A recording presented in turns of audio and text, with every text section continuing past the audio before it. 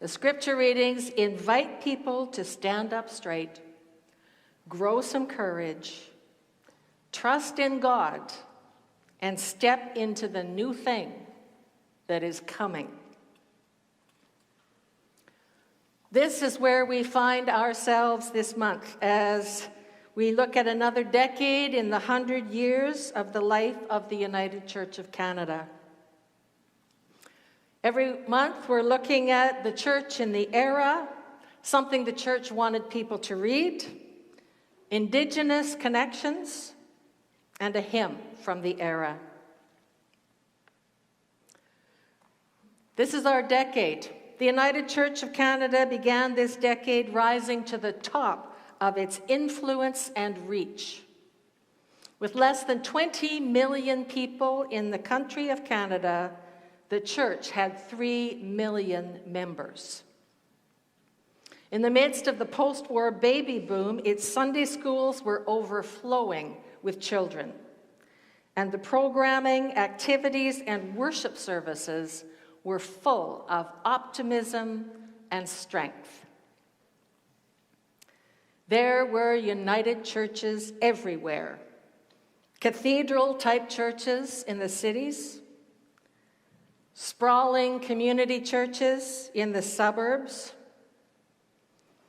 local churches on the main streets of most small towns, and summer mission fields in the tiniest of hamlets, where ministers in training would go for 4 months in the summer to hold services, share in church picnics, building projects, community events, and pastoral visiting. In this decade, there was an amalgamation of the two main women's organizations in the United Church. There was the Women's Auxiliary, which had been central to local fundraising efforts and congregational life, and they joined with the Women's Missionary Society, which had strong leadership in education and involvement in justice issues and global issues. They joined together to become the UCW, United Church Women. They met in circles based on time, availability, priorities, and sometimes age. Some churches had a number of UCW circles that gathered monthly for fellowship and the work of the church, both local, national, and around the world. The thing that the United Church wanted people to read in this decade was called the New Curriculum. It taught people how to read the Bible critically, not just literally, as if everything in the book were fact. It taught readers to ask questions like, what did the original document say? Is this a poem, a story, a legend, a sermon, a letter? Who is writing it? And who was meant to listen to it originally? It was an extensive program of educating people about the Bible and the Christian faith from infancy to adulthood. The children were taught in Sunday school, but they were also given hardcover books to take home and read with their families. The content was to be scientific, yet reverent in its approach to the Bible and theological questions. The curriculum was criticized widely by those who took the Bible literally and unquestioningly, and by those who thought that scientific advancement and evolution could not coexist with the Christian faith. You had to choose one. The curriculum gave the regular people in the pews the kind of biblical scholarships that their ministers received in training. It was a huge risk theologically and financially, but it was incredibly popular.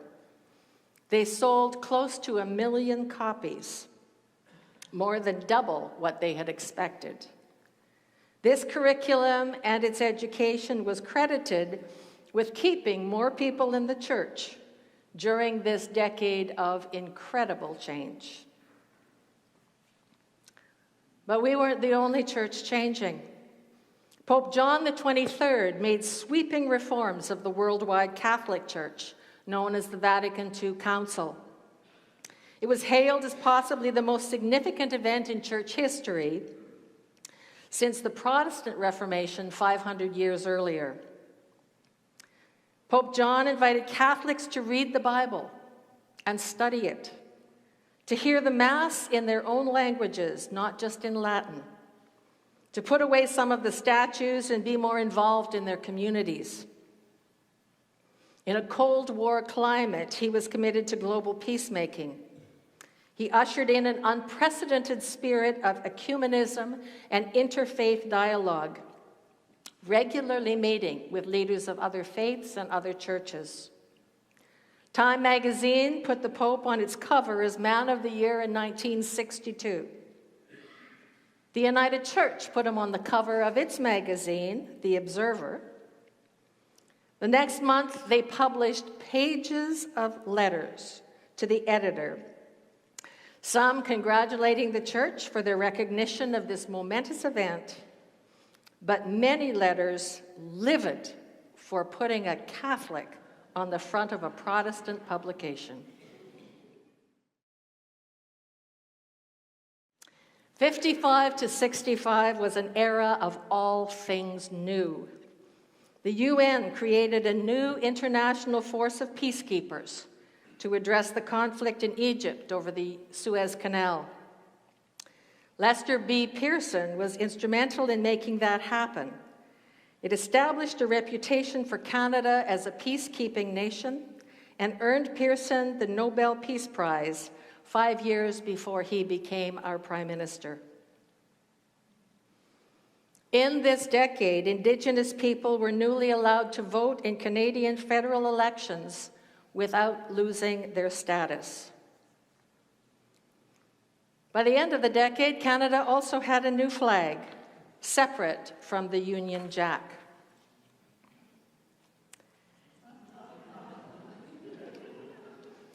People started to think about uniquely Canadian culture, and it was shared through the television network.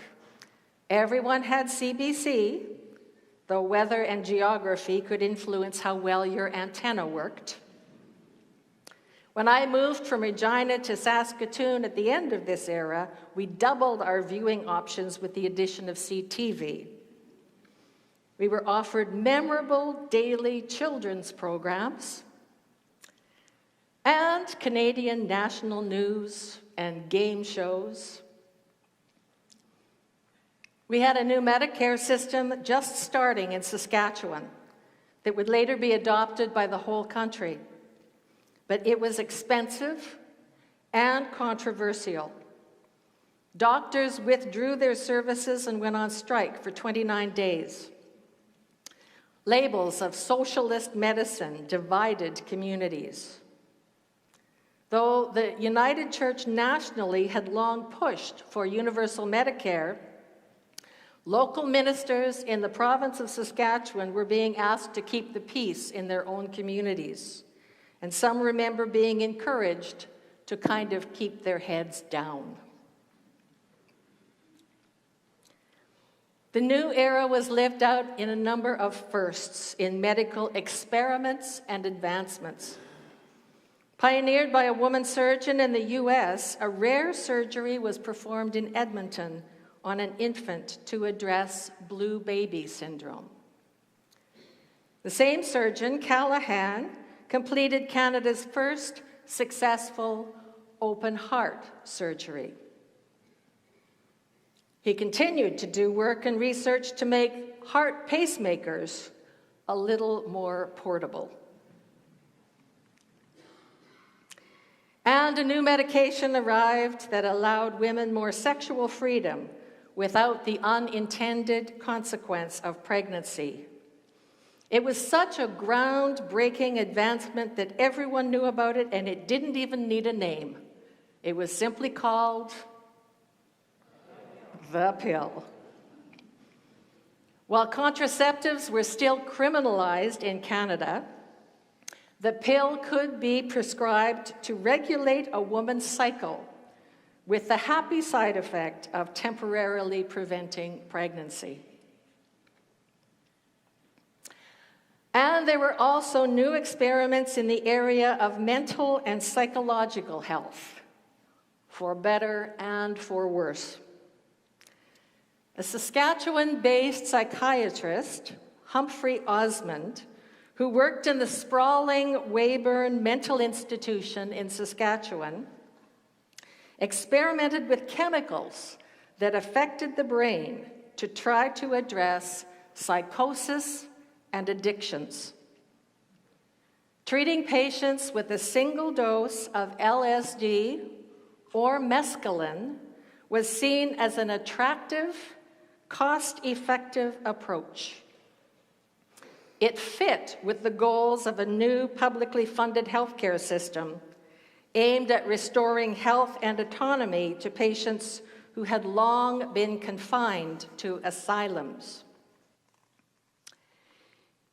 He coined the term psychedelic to describe the drugs, from the Greek root psyche, meaning the mind, and delos, to show or manifest. He offered these to patients, and sometimes to the staff treating them, to give greater insight into troubled minds. This doctor could not know that these drugs that promised such insight would soon find their way into popular culture as people looked to expand their minds and find themselves in the decade that followed. And he also would not know that his word psychedelic would not refer only to a family of drugs, but to colorful, free-form, clashing fashion, music, and art that was around the corner. Fueled by economic prosperity and a newfound sense of autonomy, young people sought to assert their individuality and challenge the prevailing social mores of the time. A youth culture took quick root and grew like wild. It took the form of fashion, very different from the fashion of the parents' generation. And in these 10 years, young people burst onto the scene with a culture that was provocative, demanding, insistent, and entirely new. And an explosion of new music opened the gates for them. Radio and television brought the world's music to Canada, particularly from American and British sources, and the youth loved it. They loved the music that shocked and horrified their parents. They brought record players and waited for the next single to be released. 45 records with one song on each side so that they could listen over and over and over. They bought concert tickets for the bands whose mere presence brought young people to near mass hysteria. They sought out the music that accompanied marches to lend support to the American civil rights movement. They followed the singers whose voices and lyrics crossed boundaries of race and culture to speak to the inequality among the races. They loved the musicians who waded into the big political issues of the times to express opposition to war, militarism, and imperialism, capturing the mood of a generation who was disillusioned by the horrors of conflict and the betrayal of institutions. In essence, the music of the 50s and early 60s functioned as a mirror, reflecting the hopes, fears, and aspirations of a generation in flux. But while there was a generation in flux, there was another generation of people in Canada who were under siege and suffering. Indigenous people of Western Canada. In this era, Indigenous communities had lived for generations under the Indian Act and lived with ongoing and increasing trauma in their communities during this time. By this decade, residential schools were closing, but the effects of policies on the people were devastating. There was widespread loss of land and language. There were addictions and poverty, high death rates, poor health and housing supports. Many communities did not have resources or services. The choice was made then to remove children from these damaged homes rather than to provide community supports. Tens of thousands of Indigenous children were taken into public care, into the foster system, and then into an adoption system that saw children removed and placed all over Canada, into the eastern United States, and some as far away as New Zealand. The process later came to be known as the 60s scoop. The children were apprehended, scooped up. They were mostly from the prairies, and they were mostly adopted into white families.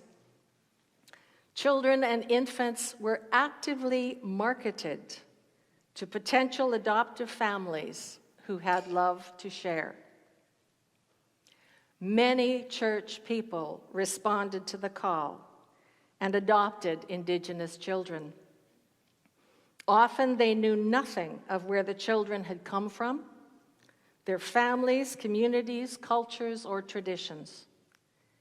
It was optimistically thought that this widespread integration would help to lessen racism in the wider society. But the reality was that adoptive children were often the only Indigenous children in their school classes, in their churches, and in their families. While many were loved and nurtured, their sense of displacement, loneliness, confusion, and lack of identity was long-lasting and painful. For the United Church of Canada, who had started this time with such confidence, strength, and success, it ended the decade both in decline and in a crisis of identity.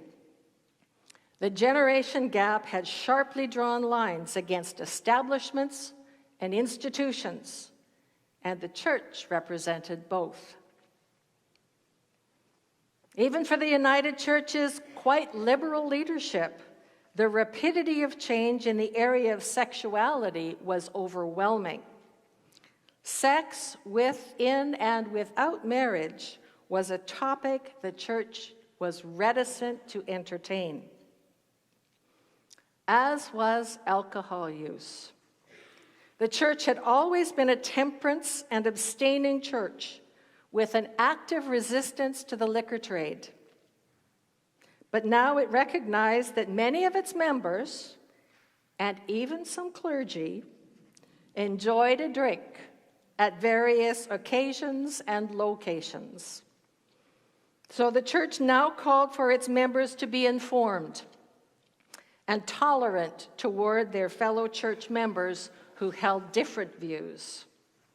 They wrote this: "While voluntary total abstinence is the wisest and safest course to follow, those who abstain from alcohol have an obligation to maintain Christian fellowship with those who do not."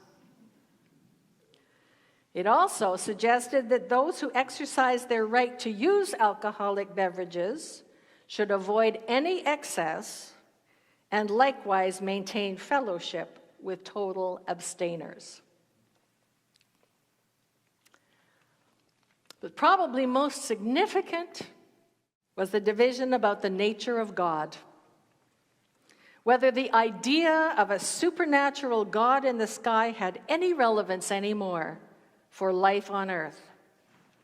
And the division between faith in a sky God and faith that is relevant to human beings was not just between people inside and outside of the church. Writer J.A.T. Robinson wrote at this time, "This division exists not solely between Christians and non-Christians. It also appears within Christianity itself, where there is divergence between supporters of orthodox supernaturalism and those who find themselves put off by thinking that quite legitimately they find incredible." Speaking candidly, Robinson confessed that the dividing line that runs down the middle of the nave runs right through the middle of myself.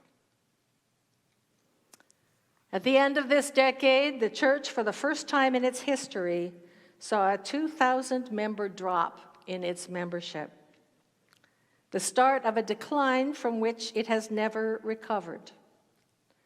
With Cold War tensions, military buildup, racism, and intolerance exposed, there were a lot of new global social pressures. And there was a generation of well-fed, curious, and passionate young people with a powerful sense of joy and freedom. They had a tolerance of cultural differences and gender differences. They had an open interest in sex, drugs, and rock and roll. And that put the church on unknown footing for decades to come. In terms of a hymn, Bryn and I again struggled to find something from the era. Though the decade was rich with new music that powered the people, inside the church they were still singing the old familiar hymns. That would need to change. We did find Sidney Carter, though at the very end of this decade, he gave a taste of music to come. Written to a shaker melody, it was called "I Danced in the Morning."